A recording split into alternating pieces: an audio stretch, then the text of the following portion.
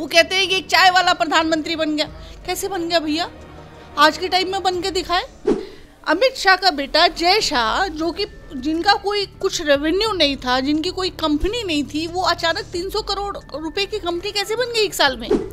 डकैत जो है पदासीन हो जाए, लुटेरे, चोर, बेईमान, झूठे, तब जो है विधायकों को भी बचाया जाता है, जनता को भी बचाया जाता है, मंत्रियों को भी बचाया जाता है, जो भी हमारे परिवार के सदस्य हैं सबको बचाया जाता है। देखिए, अगर हमने महंगाई लाए होते तो आज मोदी जी प्रधानमंत्री जी कैसे होते?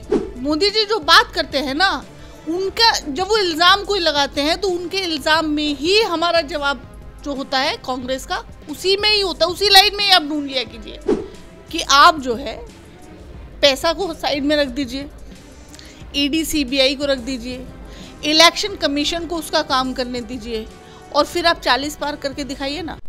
नमस्कार दोस्तों, आप देख रहे हैं DTW 24 न्यूज और मैं हूं आपके साथ दिव्या पांडे। इस वक्त हमारे साथ बातचीत करने के लिए कांग्रेस की मुख्य प्रवक्ता रितु चौधरी जी हैं, इनसे ही बात करते हैं। देखिए, अगर हमने महंगाई लाए होते तो आज मोदी जी प्रधानमंत्री जी कैसे होते?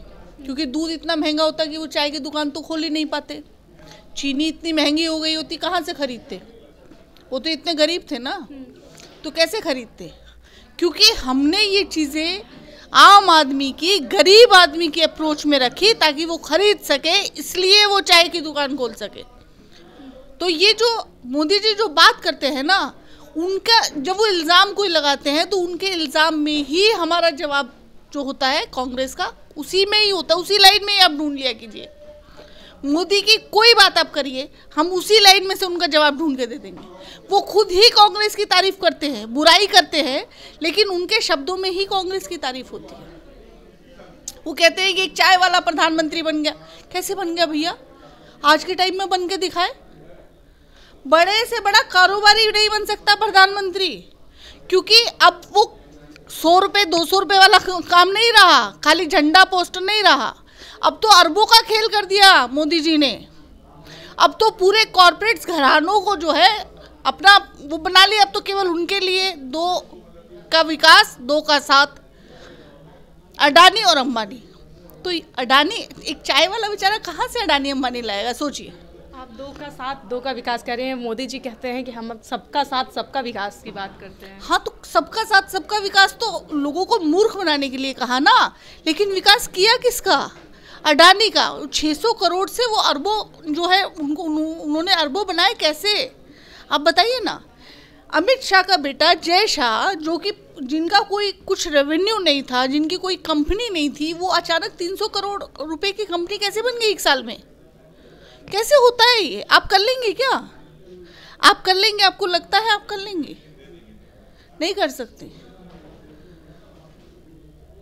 अच्छा, ये बताएं, 19 विधायकों में से 16 विधायक जो है हैदराबाद पहुंचा दिए गए। बाकी जो 3 विधायक है, मतलब कि वो उन लोग क्यों नहीं गए? और आज भी आप प्रेस कॉन्फ्रेंस में आने वाले थे विधायक जी, आज यहाँ भी मौजूद नहीं हुए। देखिए, पहले तो मैं ये बता दूं कि जब सत्ता में डकैत जो है पदासीन हो जाए, लुटेरे, चोर, बेईमान, झूठे, तब जो है विधायकों को भी बचाया जाता है, जनता को भी बचाया जाता है, मंत्रियों को भी बचाया जाता है, जो भी हमारे परिवार के सदस्य हैं सबको बचाया जाता है।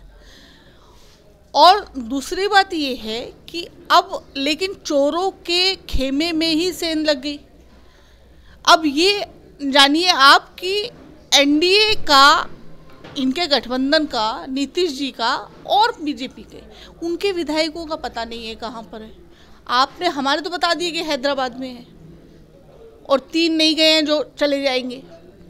बाकी उनका तो ये भी नहीं पता कहाँ है कहाँ नहीं है। बीजेपी ने गायब करवा दिए नीतीश के, नीतीश ने बीजेपी के गायब करवा दिए। ये बीजेपी को ख़त्म करने के लिए नीतीश जी आए हैं या बीजेपी जो है नीतीश जी को ख़त्म करने आई है? ये यक्ष प्रश्न है आज, इस पर सोचिएगा आप। भारतीय जनता पार्टी के वो कह रहे हैं लोग कि 400 का आर पार इस बार फाइनल है। कांग्रेस जो अभी भारत जोड़ो न्याय यात्रा की अपनी शुरुआत की है, इस बार ख़त्म है। मैं ये कहती हूँ कि आप जो है पैसा को साइड में रख दीजिए, ईडी सीबीआई को रख दीजिए, इलेक्शन कमीशन को उसका काम करने दीजिए और फिर आप 40 पार करके दिखाइए ना पूरे इंडिया में। मोदी जी को चैलेंज है मेरा। वो तो कह रहे हैं कि हम तो 40 का 40 सीट दावा से कह रहे हैं कि जीत कर दिखाएंगे। हाँ, तो मैं तो कह रही हूँ कि दावे से कह रहे हैं, क्योंकि उनके हथियार कौन है देखिए ना, ईडी, सीबीआई, इलेक्शन कमीशन। आप उनको साइड में रखिए, ईमानदारी से चुनाव लड़िए और 40 पार करके दिखा दीजिए, मान जाऊंगी आपको।